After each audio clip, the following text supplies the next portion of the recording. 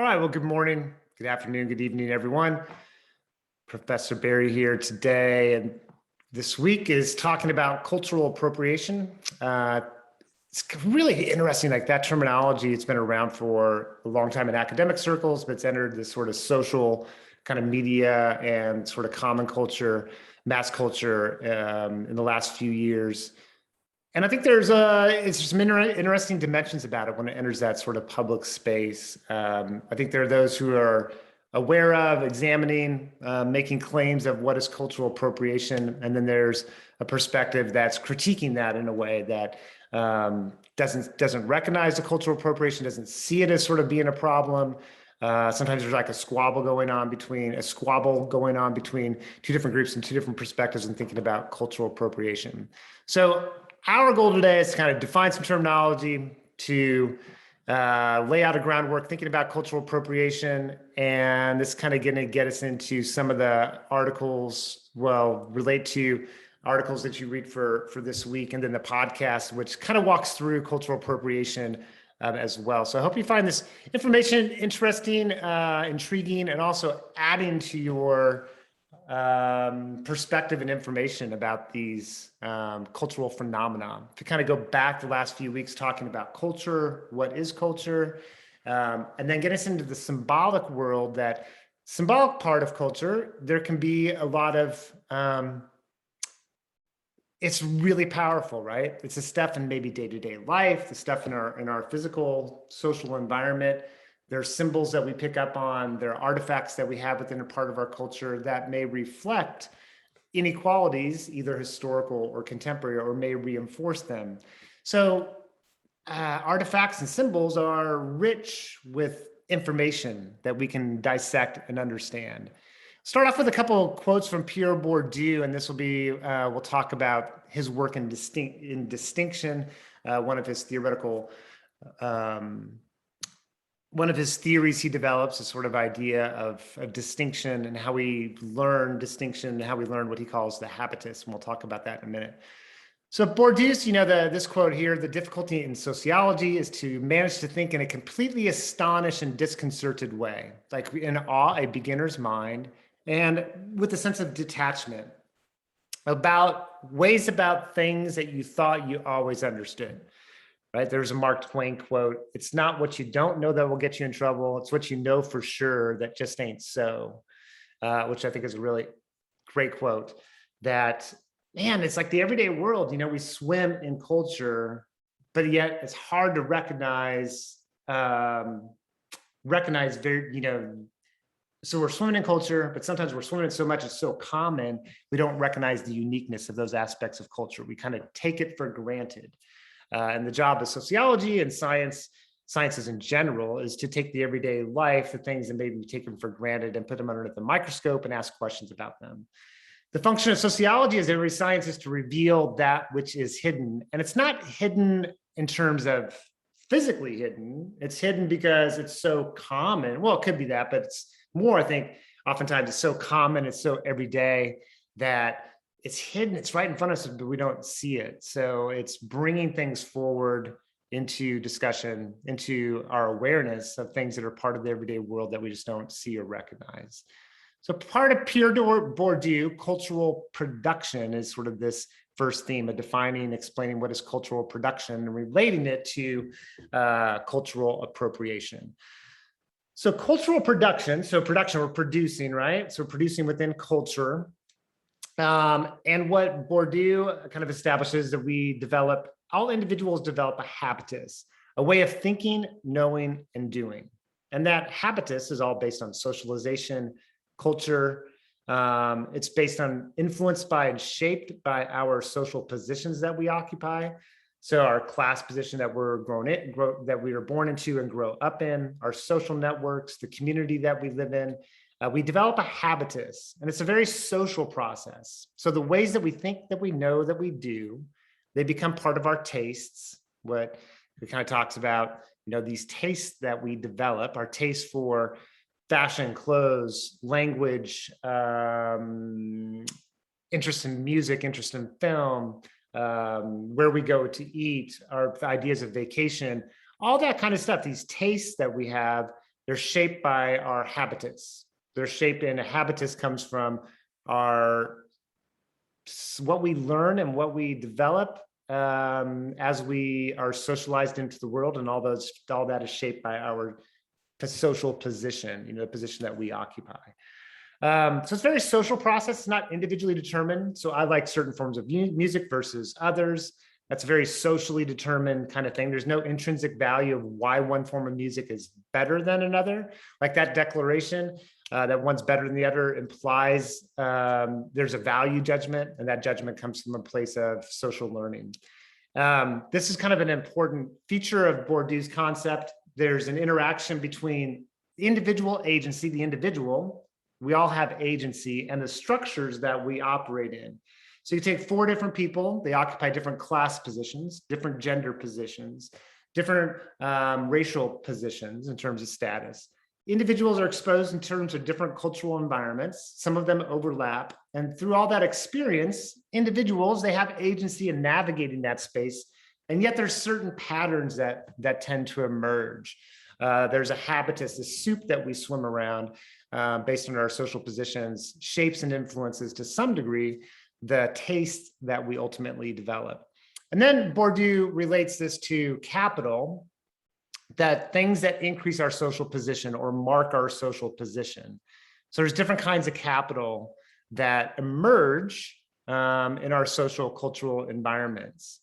And let's kind of move and we talk about that element or these elements in terms of cultural production.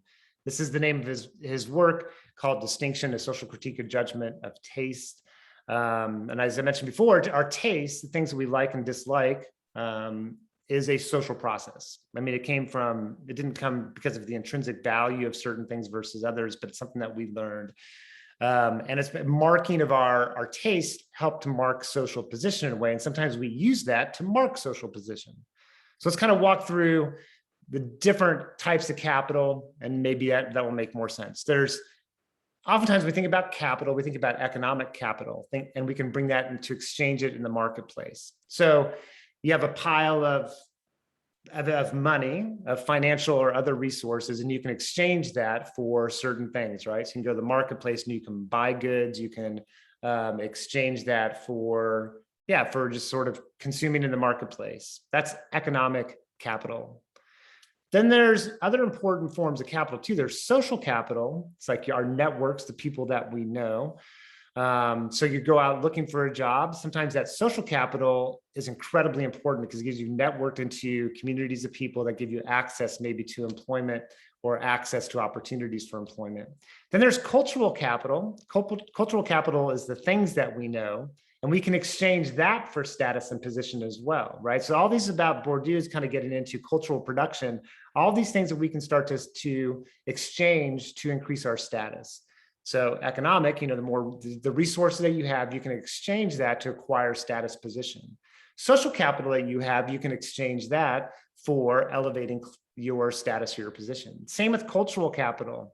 The things that you know, our knowledge, our taste, our dispositions that we have, we can exchange that for a sense of position. We can identify our position based on that cultural capital. And then there's a symbolic capital, just like a markers of our accomplishments or of our position. That's kind of symbolic capital. Well, how the heck does all this stuff, relate to cultural appropriation? That's kind of the question.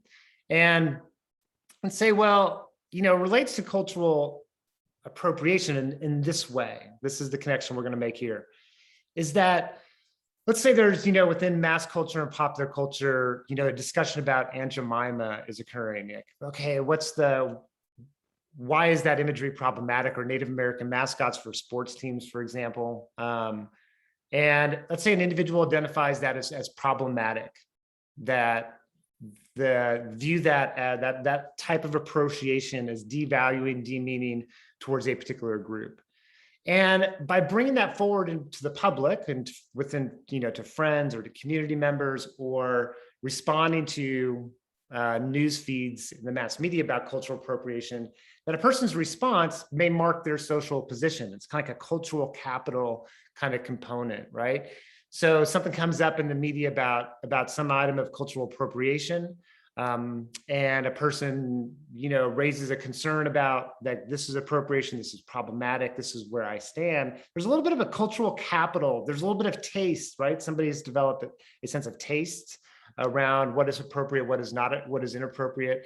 And in some ways it helps to mark position. The same would be true of individuals who, when there's discussions going on about cultural appropriation, and they are largely dismissive and don't see the cultural appropriation, or they see it as a political maneuver by those who are more progressive, and they kind of either scratch their head like, what is this all about? And devalue the claims of cultural appropriation. Well, Bourdieu would say that's about tastes that have been formed as well, and that's about cultural capital. And raising concerns about that is helping to establish maybe a position within one's own group. And what I'm trying to do here is move the discussion of cultural appropriation to this, excuse me for a second, hold on. Okay, sorry about that. To move this discussion to this place of starting to think about when a person raises a concern about whether something is appropriation or not appropriation, or responds to claims of appropriation, in some ways they're marking that's shaped by their habitus, their field of knowledge, what they've come to know. And it's also acting as a form of cultural capital, whether or not a person agrees or opposes claims of cultural appropriation. So it kind of maybe moves it to a little bit different perspective than you thought about, because here we're trying to interject the sense of the human agency, the individual, and that structure, that soup that we live in. We haven't even defined cultural appropriation yet. So maybe kind of like real briefly define cultural appropriation. I should have done that maybe before, and maybe we can kind of go back to this. And cultural appropriation is taking an item or an object or a practice from a particular culture, adopting that by a member from a different culture, different social position, appropriating, taking that form of culture and exchanging it for something. Exchanging it for economic value, so it becomes a commodity to be sold.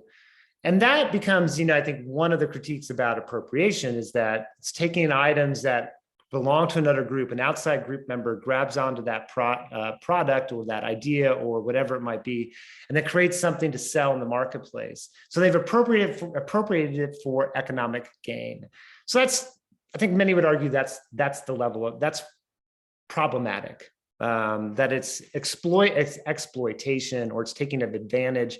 It's taking something from another culture and commodifying it for economic value.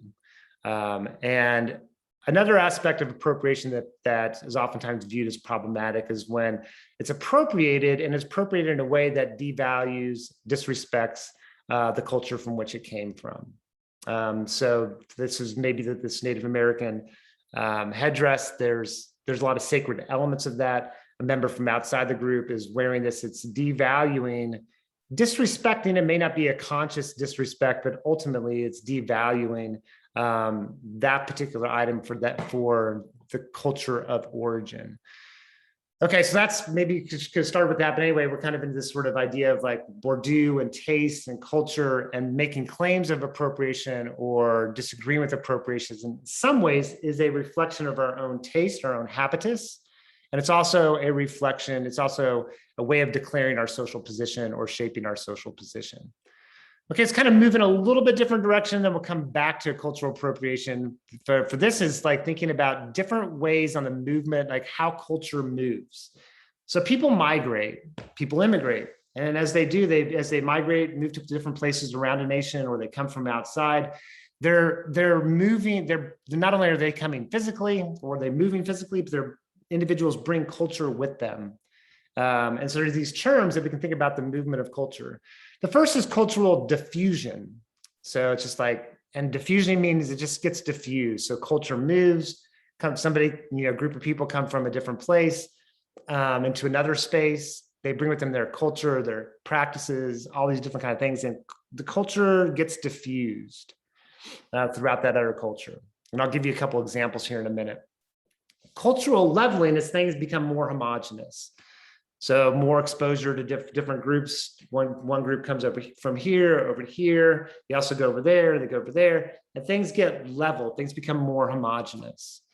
And then there's cultural imperialism. So much more a term reflecting power relations and reflecting kind of like a colonial kind of mindset that dominating. So an outside country dominating another country, they're taking control and ownership over that other country's culture. So it's like this form of domination. That cultural kind of components can be a form of domination. And in the podcast, talk about from a previous week, soft power or hegemony, domination by consent. This is a little bit of that kind of cultural imperialism kind of thing. It's this like these cultural items, artifacts, movies, film, pop culture can be a form of domination because when products are moving into a new nation, it's not just the product, it's the ideology or the beliefs around the product themselves. So for example, thinking about movies and film, it's not just the movie and the film, like the commodity itself, it's the themes, the ideas, what is the narrative of the stories themselves, the actors, the characters, what kind of values do they embody? Like these are the kind of stuff that's moving moving into that other culture as well. So just different ways of thinking about culture and the movement of culture. This is an example of diffusion, the Great Migration of African Americans out of the South, World War I all the way through 1970, somewhere around there, marking that as moving out of the South and moving to different locations. And when African Americans left those different areas, they brought with them their music. So the blues, now all of a sudden was diffused to other parts of the United States. You have Kansas City blues. This is a historic gem theater in Kansas City. St. Louis blues, Chicago blues, and these forms of music start to shape the kind of regional culture. Seattle, like the grunge music scene that goes back to Kurt Cobain and Nirvana, like you can trace that back to earlier kind of like, without the Great Migration, that form of music probably wouldn't have happened. So diffusion is just the movement of. Then you get like leveling. So as culture is moving, it maybe makes things become more homogenous. And here we can kind of see, well, Starbucks moves throughout the world. Things become very more similar around the world. You can go, to a lot of places and in most countries, and you can find a Starbucks. Things become more similar across countries. This is an Old Navy in an Asian country. I don't know where that's at, but these products or stores, they become ubiquitous or common in different places, more and more common. And so things become more leveled, more even, or more homogenous, same. Costco in Hawaii, whatever it may be, it's like this idea of cultural leveling. And then cultural imperialism, it's not just the products that are moving, but it's the ideology behind these products. Even like, I haven't read this book, but I was just looking for information, and you kind of like, sports and moving sports to a different country, it's trying to dominate that country for economic gain and value. I think it was last year, the NFL started to host games in Mexico, trying to bring football to Mexico. It's about trying to dominate that market, taking control of that market, just trying to shape that market. And it's using whatever techniques to do in terms of a corporate structure in order to expand market. So it's about domination for economic reasons. And you can kind of like, this is like just an image of wrapping America or the West and ideals of the West around other countries. Like I said, it's not just the product that's moving, but it's the ideologies kind of around that. So let's say a country, for example, didn't have fast food before. Now all of a sudden fast food starts to come into a market. It's not just the fast food itself, but that starts to transform a lot of different aspects of culture, right? About cultural practices around eating. The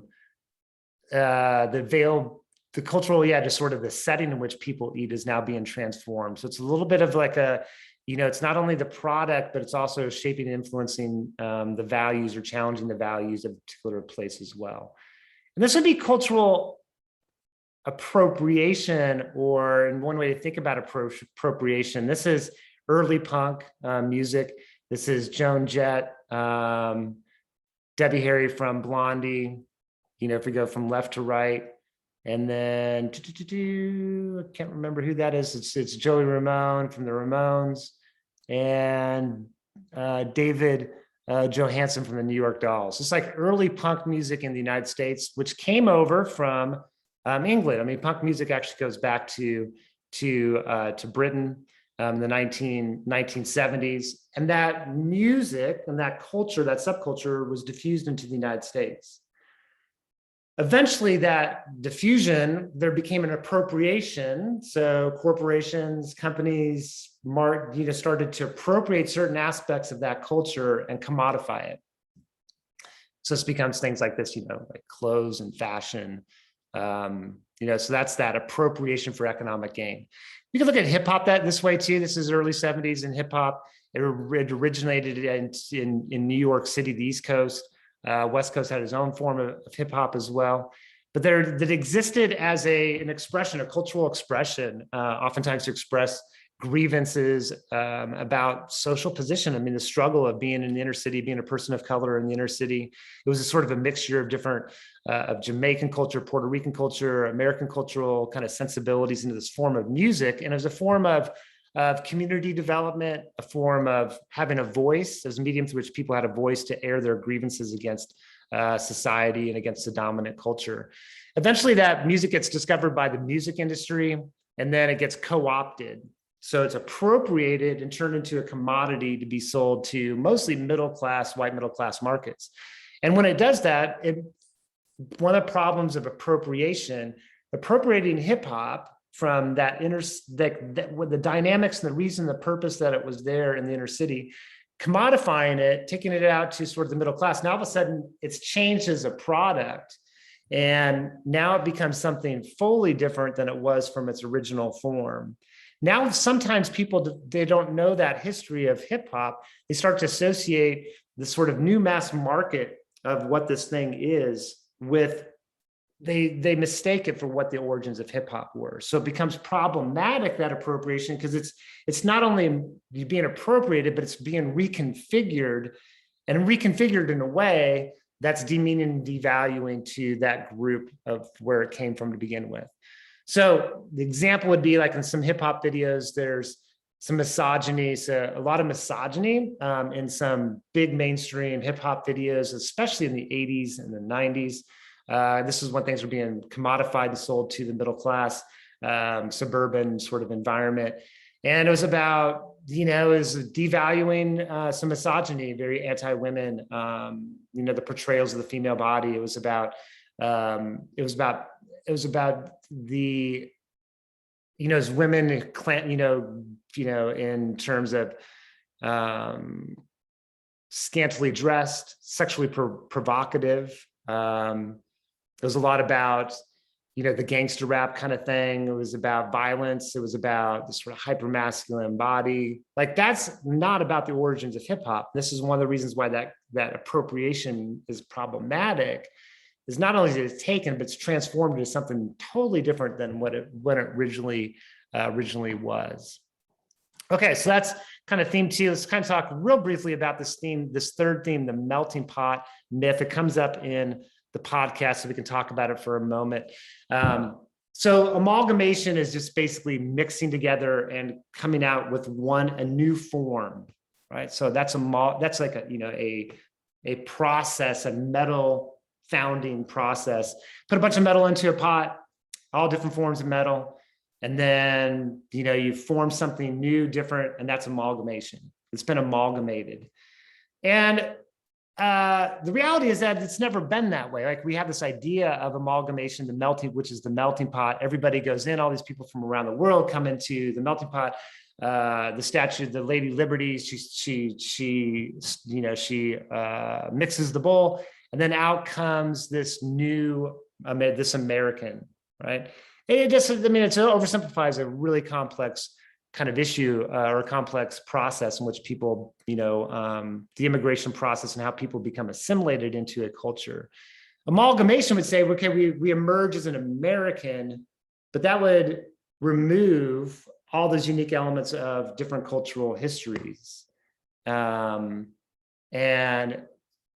people still hold on to, language, fashion, food, dress, appearance. We don't emerge out of we don't emerge out of a melting pot as one kind of type of American. We have multiple types of Americans. You could sort of think about it that way.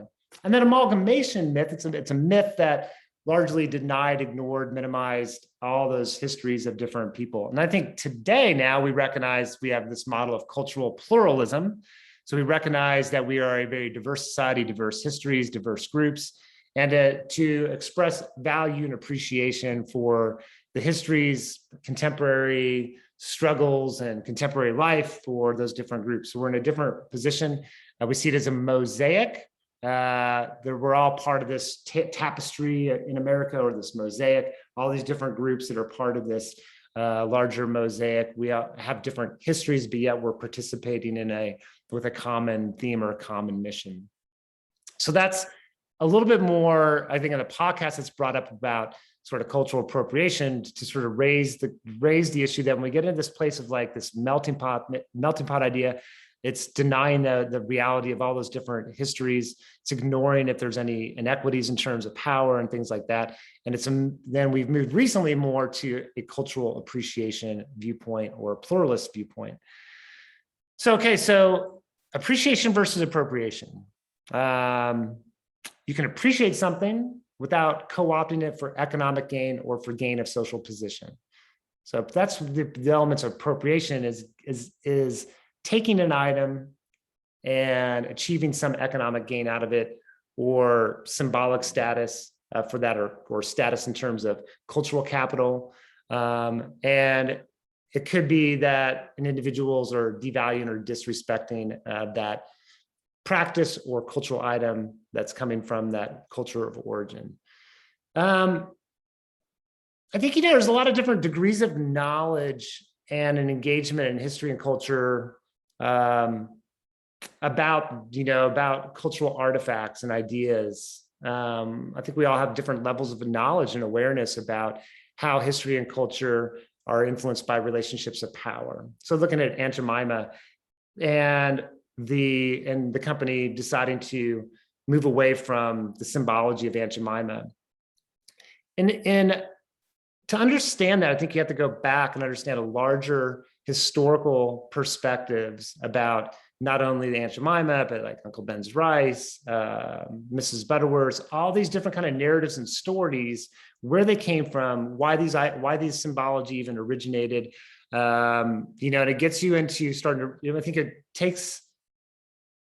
gives recognition to the inequities, where that came from, the origins, the inequalities in which that's an expression of, and how this imagery can become really powerful, becomes a way of reinforcing inequalities. Now, that's hard to kind of make a connection. Like, it's not about the one product, right? We got to move away from like Aunt Jemima is causing anything. It's not about that. It's about understanding the larger historical perspective, and Aunt Jemima is one product of a longer history and a larger milieu or body of symbology that's influencing, shaping our culture in a way.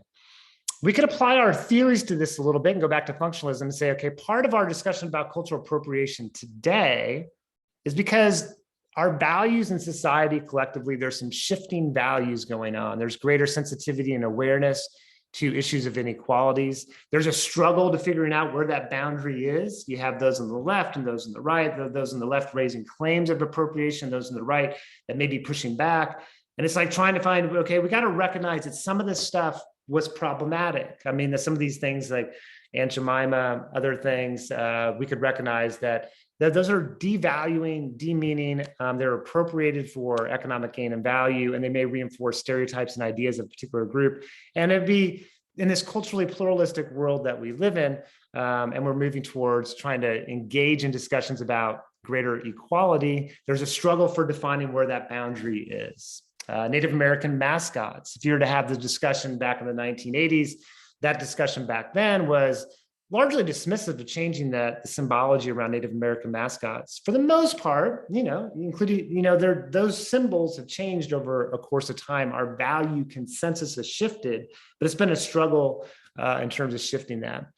So the functionalist analysis is that our values are changing, therefore our boundaries of what's acceptable and what's not changing. And we're moving to, our values are expressions of what we view as greater equity, greater equality. Not everybody's in agreement with that, but that's kind of the general movement within society itself. Conflict theory would kind of look at, all these different items of appropriation to say, well, things get appropriated because there's economic value, it's exploitation. And also that the things that get appropriated, oftentimes they lead to devaluing and demeaning, dehumanizing another group. So they oftentimes, these items contain, they're very stereotypical, based on very strong stereotypes, very particular stereotypes that reinforce various inequalities. So it's not about the one thing. That's one thing I want to kind of identify here is that, Winnebago, a tribal name, and putting it onto, it's the Winnebago van, it's like, okay, it's appropriation. Native American mascots, the Sundance Film Festival. Sundance was actually, a cultural practice within a Native American community. And now it's like, the Sundance, it's a film festival. It's appropriating a name to convey certain meaning to attract an audience. It is appropriation by definition.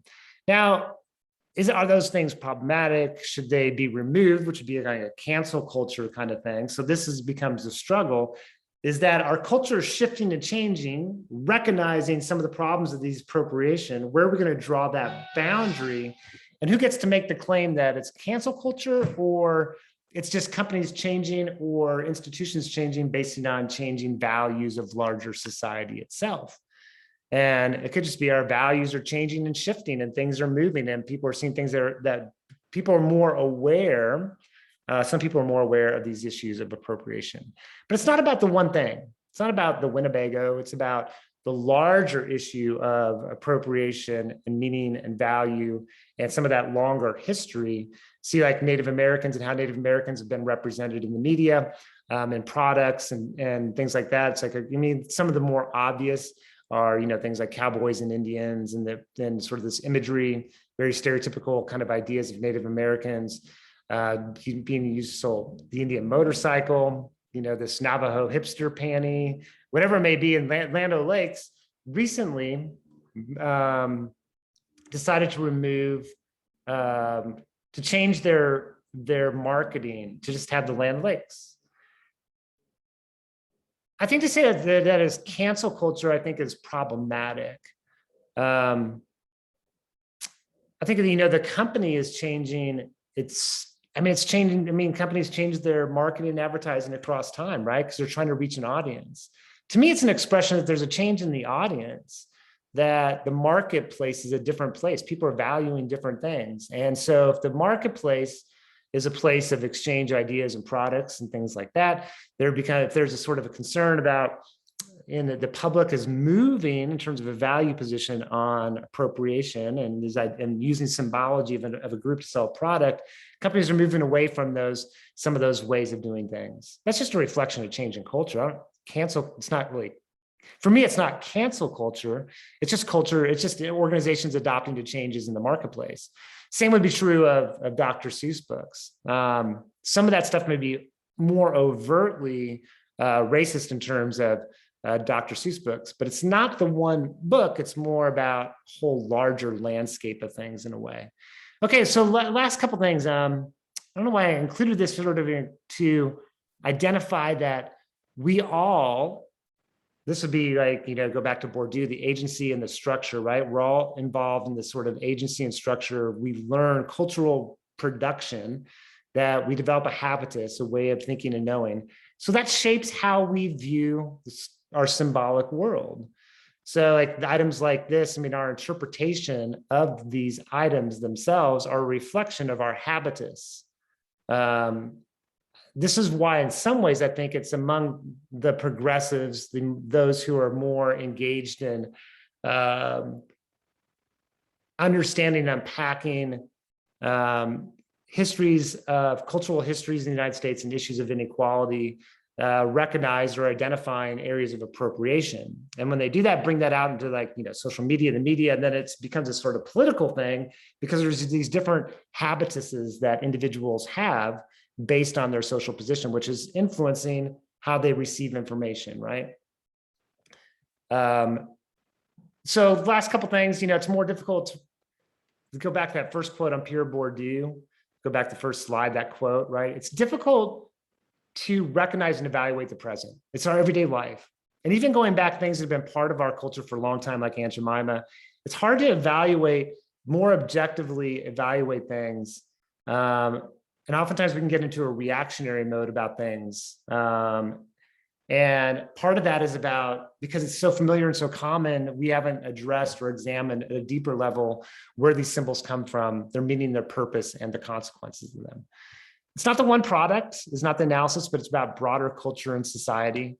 There's subjectivity involved in determining what is appropriation or what is problematic appropriation, what is not. It's not like we have, we can fully objectively measure that, but I think the definition of appropriation is helpful to kind of start that process. And then there's a scale and a range of things like with cancel culture or cultural appropriation as well. There's a scalability to it. Some things more or less intense than others. And I think that's important to recognize as well. As culture changes, so do our values change. So it makes sense that some of the conversations that we're having are changing as well. So some of this is just a part of a process of changing culture. I mean, it used to be, if you're the history of blackface and of actors, white actors and black actors dressing up in blackface in terms of performance, performing in films and shows. This is, a practice that was probably going on all the way through the 1950s in film. It could have been going on later as well. I'm not sure. But that history would be problematic today, to be dressed to be dressing up in blackface and to be making and engaging in a performance. I mean, there's so much history behind that. What does that mean? The symbology of that. And culture changes, so do our practices. So do the things, there are artifacts within our culture itself. So part of this is just a reflection of change. And then the last thing is products and practices aren't just there. There's a history behind them. So this isn't just there, right? So Land O'Lakes is trying to capture this sort of idea of Native Americans as this a spiritual, connected to the land, connected to the earth, and trying to, to use that symbology to appeal to probably predominantly white middle class consumers. Let me go back to scalability as the last couple of examples. There's been discussion recently about terminology of birds, and that some of the terminology, a lot of terminology that are named by, these birds were, from our Western notion, named by, I want to say ornithologists, those who are bird watchers, named by biologists and others. And there was a lot of colonization during time period of colonization. And a lot of these names, these birds have a language that are very devaluing to other groups. Now, if our values shifted as a culture and we're recognizing that some of this language comes from a history of oppression, and it's part of that history, in some ways, maybe our language does change to reflect more contemporary awareness and understanding, not only about that historical practice, but also to recognize our values around cultural pluralism. Is that cancel culture, or is that just culture changing? And it seems to me that's just about culture changing. And I think, what's important here too with this particular community is that there's a lot of members within the birding community itself, at least from the leadership level, of engaging in this discussion. So it's internally within that group having this discussion about how to move forward. If that group decides to change, I think labeling it as cancel culture becomes a political maneuver, because that group is the one making that decision to make that change. I think go back, this is Stonewall Mountain outside of Atlanta, Georgia. This was a monument erected in the 1950s during the time period of the rise and development of civil rights movement. Recall that 1954 is Brown versus Board of Education, so moving towards desegregation. of public institutions in the United States. This monument was created in that time period, symbolic power, created as a monument to white supremacy and white domination. So now it's like, more recently, Black Lives Matter, this sort of shifting values, or who gets their voice heard in terms of, within society itself. And what we do with these monuments is a question of a lot of public discussion and public debate. Taking a monument and put it into a museum, is that cancel culture? Who decides that that's cancel culture? It seems like moving that, we got to have, the recognition of part of our culture is changing and shifting, and understanding the history of cultural artifacts becomes really important, so that can help inform us about how to go about making decisions with a place from more information and more awareness. And finally, the Washington Redskins are changing their name, and they're resisted for a long time, but are now changing their name. I think they realize the economic impact of holding on to that name. So cultural values have shifted and changed. All right, so that's a lot of information. Hopefully that was kind of informative. Hopefully you enjoy the podcast as well. I think it was a pretty interesting podcast, great conversation had about sort of, between those three, talking about cultural appropriation. And then we're moving to a different space next week, talk about multicultural, we'll talk about cultural studies. It's an academic area. We'll talk about its origin, its history, talk about different aspects of what is cultural studies, and use that as a framework to analyze and think about popular culture. All right, hope everything's well. If you have any questions, let me know. On assignments or information, always reach out to me if you want to just chat about this stuff. That's great. Always enjoy having conversations about the content. So if you want to, or if you have examples and illustrations that come up, drop me an email. Always enjoy reviewing information that way too. All right, have a great rest of your day. Take care and be well.